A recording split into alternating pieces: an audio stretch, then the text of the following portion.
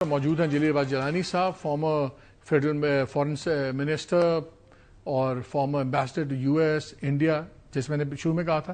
ذرا ان سے بات کرتے ہیں پوری صورتحال پہ. جلیل صاحب یہ بتائیں کہ یہ جو ابھی لیٹسٹ، پہلے میں ذرا ایران پہ تو بعد میں آؤں گا، یہ انڈیا کا جے شنکر نے ایک بڑا عجیب بےہودہ سا بیان دیا کہ اس سے پوچھا گیا کہ انڈیا کہیں نظر نہیں آ رہا، تو انہوں نے کہا جی ہم کوئی دلال نیشن نہیں ہیں گلوبل جیو پالیٹکس کی. تو اس کا کیا مطلب ہے پھر؟ کیا قطر بھی انڈیا کے نزدیک دلال ہے؟ اس نے افغان امریکہ ٹاکس بھی کروائیں. کیا عمان بھی دلال ہیں جنہوں نے اب ایران کی اور تمام امریکہ کی اور یہ ساری ڈائلاگ کروا رہے تھے؟ کیا ترکیہ بھی دلال ہے جنہوں نے ہر یہ چیزیں کی؟ اور کیا پھر یو این سارا بقول انڈیا کے دلالوں میں بھرا ہوا ہے؟ بیکاز وہ تو سارے جیو پالیٹکس میں انٹرنیشنل میں صلح کراتے ہیں. نہیں مالک صاحب، یہ جے شنکر نے بہت ہی بیہودہ بیان دیا ہے، اور جس قسم کا اس کا ایک سروس پروفائل تھا اس سے امید نہیں تھی کہ وہ اس قسم کی جو سی غلط بات کرے گا. ہم دونوں نے اکٹھے سرو کیا واشنگٹن میں، جب میں سفیر تھا وہ بھی سفیر تھا، اور ہمارا اچھا انٹریکشن تھا، اور I thought that he was a decent person. But جب سے اس کا وہ ریٹائرمنٹ ہوئی ہے اور وہ پالیٹکس میں آیا ہے اور فارن منسٹر بنا ہے، تو اس کی جو سی ہے زیادہ تر جو اس کی خواہش رہی ہے ہمیشہ سے ہی کہ ایک تو پاکستان کو انڈرمائن کرے، اور انڈرمائن اس لیے کرے کہ اس سے وہاں کی جو لیڈرشپ ہے پرائم منسٹر مودی، جو کہ کافی ان کے پاکستان کے بارے میں کافی ہی نیگیٹو خیالات ہیں، اور پھر وہاں پہ آر ایس ایس کا جو ان سا ہے بہت ہی زیادہ انفلوئنس ہے، اور جو ان کی پبلک کانسٹیٹوئنسیز ہیں ان کو خوش کرنے کے لیے ہمیشہ یہ کوشش کرتے رہ گئے ہیں.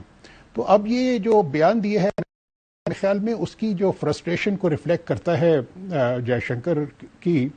اور فرسٹریشن کی کیا وجوہات ہیں؟ پچھلے سال انہوں نے پاکستان سے بری طریقے آئی، اور پھر جو آپریشن جو انہوں نے لانچ کیا ایگریشن پاکستان کے خلاف کی، ساری دنیا میں جو ان کی پوزیشن انڈرمائن ہوئی.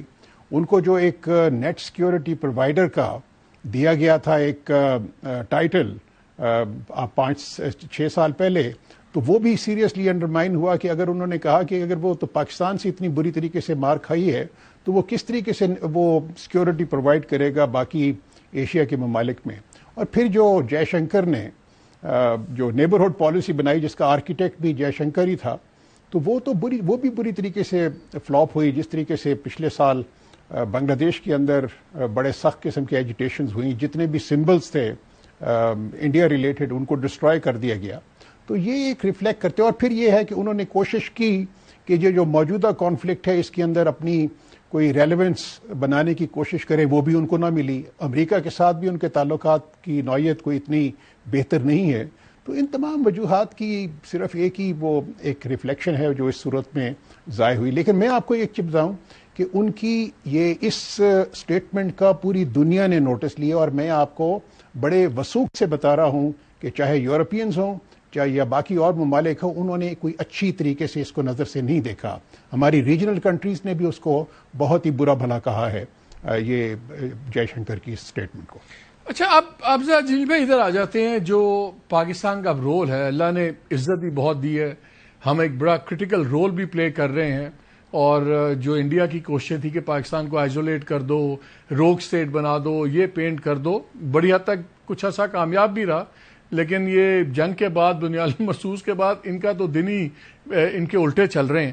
لیکن ہمارا بڑا بیلنس ہمیں کرنا پڑ رہا ہے. سعودی عربیہ بھی ہمارے ساتھ، ان کے ساتھ بھی ہیں، یو اے ای کے ساتھ بھی ہمارے معاشی اور بڑے تعلقات ہیں. Kuwait is again important for us. کیا اب یہ کوئی ایسا خطرہ تو نہیں ہے کہ جو اب رول پاکستان پلے کر رہا ہے، ڈاؤن دا روڈ ہمیں ایران کے خانے میں کلب کر دیا جائے؟ اور بیکاز ماضی میں ہم نے جب بھی اچھے کام کیے ان کا الٹا ہی پڑا ہے. 71 میں ہم نے رچرڈ نکسن کو امریکہ لے گئے اور چائنا لے گئے، تعلقات کھول دیے. اس کے بعد جب 71 کی وار ہوئی تو امریکہ نے ہمارے ساتھ کچھ نہیں کیا. افغانستان میں ہم نے دنیا کی بڑی مدد کی، امریکہ کی اور سب کچھ. بعد میں اس کا نتیجہ ہم آج تک بھگت رہے ہیں. ہمارے ماضی کے جو ڈپلومیٹک فورس تھے ان کے لانگ ٹرم کانسیکوینسز کو رہے پاکستان کے اپنے ذاتی انٹرسٹ، نیشنل انٹرسٹ دیکھیں. اس باری کیا ہمارا یہ ڈیلیکیٹ بیلنس ہم خطرے میں تو نہیں پڑے گا کہ چلیں یہ وار تو ختم ہو جائے گی، کل کو یو اے کہے گا آپ بڑی گود میں بیٹھے ہوئے تھے ایران کے، سعودیز کہہ دیں کہ اچھا ہم نے ساتھ اگریمنٹ کرتے ہیں لیکن ان کی آپ چیزیں سنبھالیں، کوئی ایسا خطرہ تو نہیں ہے؟ نہیں، اپنا مالک صاحب میں بالکل اس سے متفق بالکل نہیں ہوں. اس کی بے شمار وجوہات ہیں. ایک تو یہ ہے کہ ہمارے سعودی عربیہ کے ساتھ بہت ہی پرانے تعلقات ہیں. آپ کو یاد ہوگا کہ جب ہم نے فیصلہ کیا ایران کی درخواست کے اوپر لیٹ 70s میں کہ ہم امریکہ کے اندر ایران کے انٹرسٹ کو لک آفٹر کریں، تو سعودیز نے ہمیں باقاعدہ اس بات کو ویلکم کیا اور انہوں نے کہا کہ جی ہمیں پاکستان کے اوپر بھرپور اعتماد ہے. اور تب سے 45-46 سال سے ہم ایران کے جو مفادات ہیں ان کو لک آفٹر کر رہے ہیں وہاں پر، اور کبھی بھی اس کو وہ ہمارے اور سعودی عربیہ کے تعلقات کے درمیان آڑے نہیں آیا. اور ابھی بھی اگر آپ دیکھیں تو میں سمجھتا ہوں کہ یہ ہماری فارن پالیسی کی بہت ہی زبردست کامیابی ہے کہ اس وقت جو سچویشن ہے کہ ایران کا پاکستان کے اوپر مکمل اعتماد ہے. سعودی عربیہ اور پاکستان کو، جس طرح آپ کو معلوم ہے کہ نہ صرف ہمارا ڈیفنس اگریمنٹ ہے بلکہ سعودی لیڈرشپ کو بھی پاکستان کے اوپر بھرپور اعتماد ہے.